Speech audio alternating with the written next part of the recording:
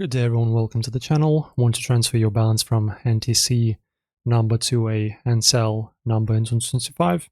It's a common question, but there's a catch you need to know. So first, the bad news, you cannot directly transfer balance from NTC to Ncell. Both companies have strict policies limiting transfers to their own networks. NTC only allows transfers to other NTC prepaid or SDMA numbers, and Ncell sticks to prepaid within its network. GadgetByte Ncell confirms this, and experts echo the same.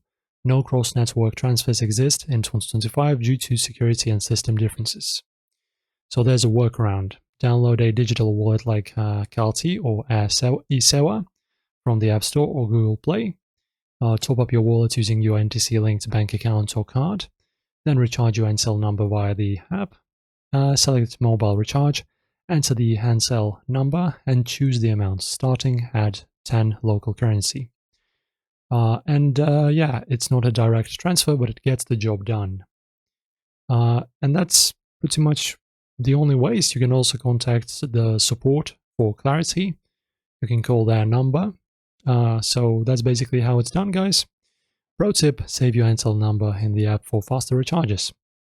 Drop your method below, like and subscribe for more telecom hacks. See you in the next one.